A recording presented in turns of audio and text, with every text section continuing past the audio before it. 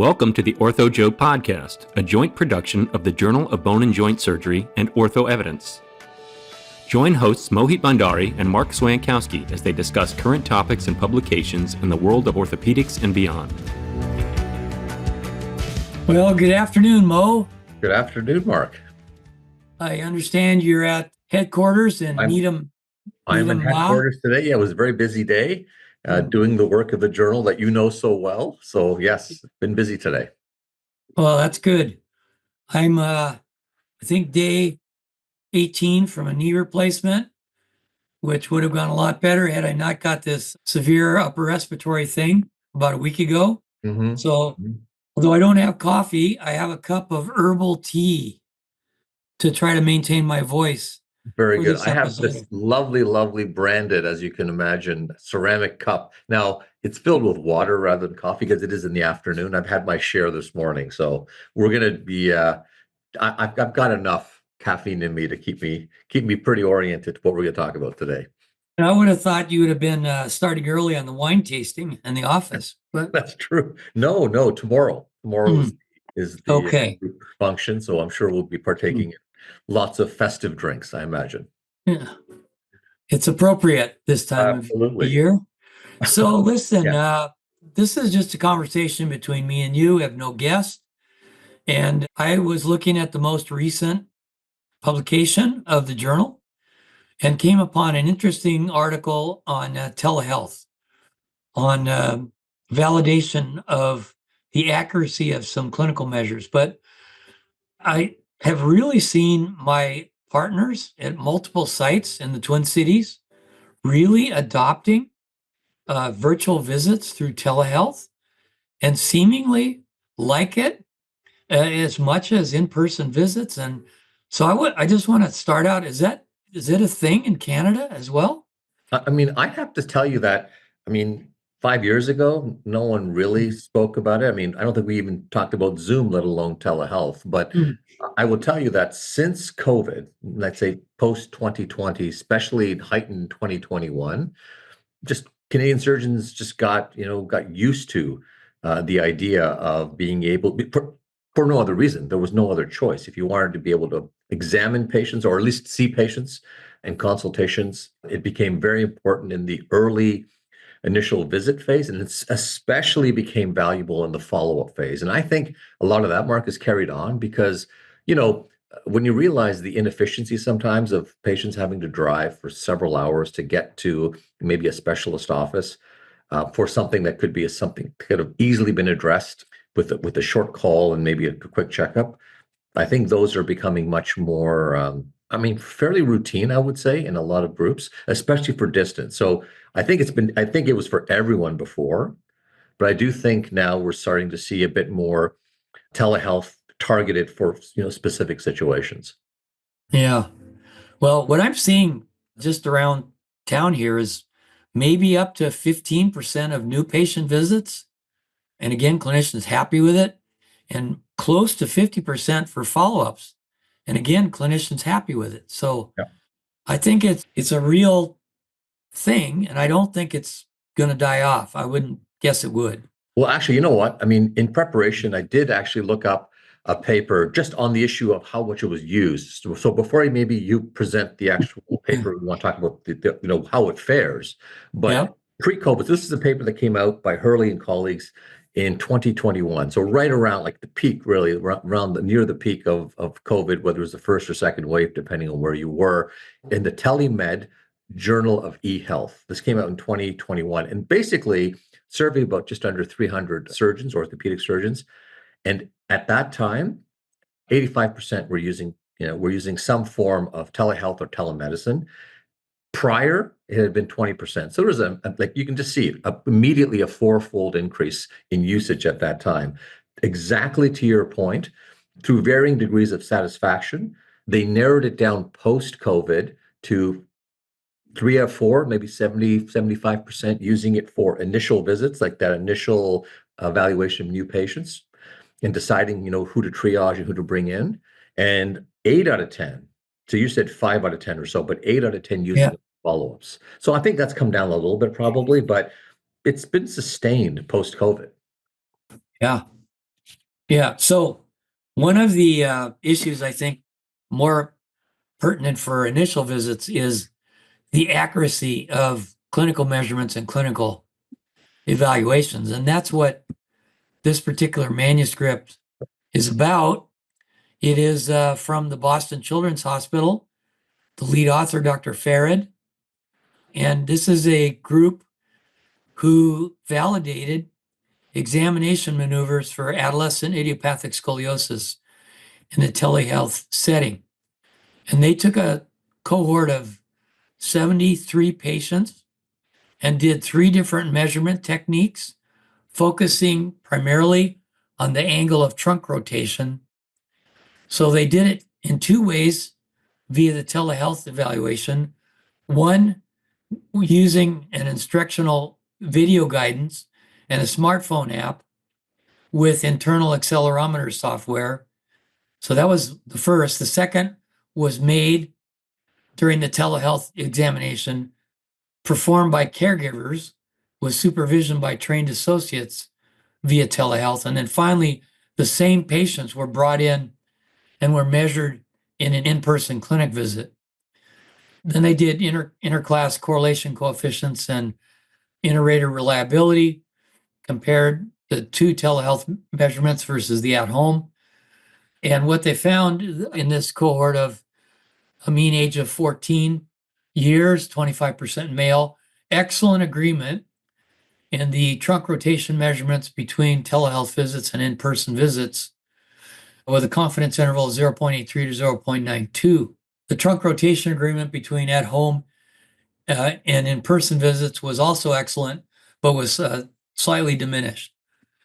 So, and there were other measures that didn't fare as well as the trunk rotation. One of them was a lower back asymmetry, but they concluded that the level of agreement is high and that these measurements done via telehealth seem valid. So this to me seems to be an early study that needs to be reproduced in just about every aspect of our remote evaluations in order to have some confidence, again, particularly with a new patient visit, that what we're seeing, whether or not it's controlled via an app and a tutorial or by people in the room with the patient, is accurate. So I just think it's a pathway that we need to, I think, broaden to make it a freeway to be sure that what we're seeing via telehealth is appropriate to make treatment decisions. Yeah, and I would say to you, True, that like just in the next 12 months, just watch how efficient telemedicine becomes with the advent of use of AI technology. Because, some of the lowest hanging fruit, Mark, as you know, for AI is image evaluation and assessment very quickly, right? So, right now we have a patient, either taking a picture and sending it in, or, there's something live happening, you're trying to get someone to measure something. But imagine a situation where, all they have to do is take a picture of the affected area, and that can immediately be evaluated, sensed, triggered, and that can, be sent immediately to a physician that can determine if it's high risk or low to make that phone call. So you can imagine how AI is going to have pretty dramatic changes in the efficiency and, I would imagine, cost effectiveness of telehealth. Because Nick, just looking at the time spent for so many patients waiting, just to get in or transfer. If you can give them answers that give them a sense, that give them a clear yes, no, or treatment path, that's what you're trying to do, right? And you want to do it without harm. Yeah. Let me ask you this, Mo. You've written a bunch about personal relationships and developing professional and personal relationships, and that face-to-face is way more valuable. 100%. Do you believe that is the same for a treating physician and patient interaction? Right. So this is where I wonder about, where the real value comes into play. So I see that there's been a lot of folks saying, okay, for the initial visit, I just have, such a massive backlog. Can I interact with patients who don't need to actually come and see an orthopedic surgeon? Yeah. And can we do that triage in a way so they can get off the list and get on to getting treatment and health elsewhere that would benefit them? I can see the value of that. We have waiting lists in Canada. I certainly don't know what the range is here in the US, but I imagine it's also long depending on the subspecialty. But you could be waiting 18 months to see a surgeon in an extreme case. Like, it's not, foot and ankle surgeon and consults can be, well over 12 months, right? Wow. So, and for spine, I don't want to get into it, what happens with spine and back pain, right? Chronic back pain, that's still on a list to see. Most spine surgeons just can't get through that list ever. So they're really looking to triage. And so I see the value for them, but I think truly where telehealth makes most sense is, you've engaged with the patient, you've had an interaction, you've operated, you've treated them, and now you're looking at routine follow-up. You have that relationship already. So once you've had the face-to-face and you've built that trust, I hope, and you've built that relationship, the follow-up makes an intuitive great deal of sense. And if you actually look at sort of what the research was suggesting, like, there's been a lot of systematic reviews and trials done on follow-up, follow-up post-hip and knee surgery, follow-up post-spine, follow-up for a host of issues, because it makes sense that maybe in the early phases, you'd see the patient, it'd be a hybrid, like you'd see them maybe, at, 2 weeks, 6 weeks, but then 3 months, 6 months, 9 months could all be done through telemedicine. So I think, to your point, it's absolutely correct in that there is no substitute for real meaningful connection and communication. I don't think you would get that. But I can't imagine anybody deciding to operate on a patient through a telehealth visit, right? And then making the decision that, come on in, we'll come right into the merge, unless it's something. Yeah, an emergency. Yeah, emergency. But in an emergency, you wouldn't be doing a phone call with a video. Right. You'd be right in emergent anyway. So Right. I tend to agree with your point that it's a bit of a mixed bag. While it's efficient, it as your only source. I don't think there's too many surgeons for sure that are using it, solely as their only way of interacting. I think, well, all of us know and just intuitively know it's important to engage, face to face. Yeah. Well, it looks like you're going to have lots of material submitted to the journal in the coming years about validation of various measures and absolutely image capture and what's the best way to do it, clinical images, what's the best way to capture and report. And it's a connected world. It sure is. It sure is. Well, I'll tell you, like, to your point, right? I went ahead and did a search on Ortho Evidence to see what we've been publishing, and we did an OE original report, again right in the heat. You could say towards the tail end of at least the waves of COVID, but it was April of 2022. And it was really a comparison of follow-up versus telemedicine versus in-person visits. Follow-up via telemedicine versus in-person. It was a systematic review and meta-analysis of 7 randomized trials, actually.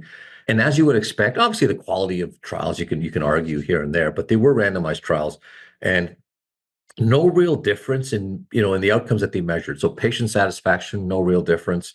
Post-operative pain, ultimately, as a result of both approaches, no real difference, or incidence of new complications or complications between groups, there was no difference. So certainly, even the early signals it seems to be safe. Now, there could be confounding there, as we all know, but principally speaking, it seemed to be safe. And it also seemed quite reasonable, as I said to you, that there was this hybrid approach. So there would be, for example, patient satisfaction was fine with, it seemed to be a little bit more favoring telemedicine, because you can imagine just the efficiency. In-person follow-up was favored in the short period. So patients said, okay, I like telemedicine overall, but in the first couple of weeks, I kind of want to see the surgeon. So that was the point estimate at 2 weeks and at 6 weeks, where inpatient follow-up seemed to be a little more valued than telemedicine. But exactly as you can imagine, at 12 weeks and at longer, right back to telemedicine. Telemedicine, again, it's much more efficient. So, it's going to be a hybrid approach, and the evidence seems to support that. But overall, no big differences. That's good. That's reassuring.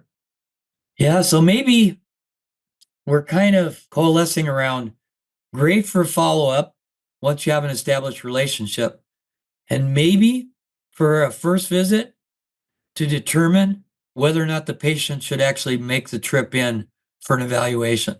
Yeah. Sounds like that's kind of where we are, at least at this point in history. Absolutely. And as you said, it's the whole landscape's going to change in 12 months, because the whole landscape of artificial intelligence and machine learning and all these other adjunctive tools that are going to be helpful to us in making these decisions are just going to get better and better and better. Yeah. Well, good. As I mentioned, I had my knee replaced, and my 2-week visit was in person. There you go. There you go. And I imagine things are going as planned, and you've kind of got the routine going. At 6 months, you may not want to go in, right? You may be happy with a phone call. That would be the way that others are thinking anyway.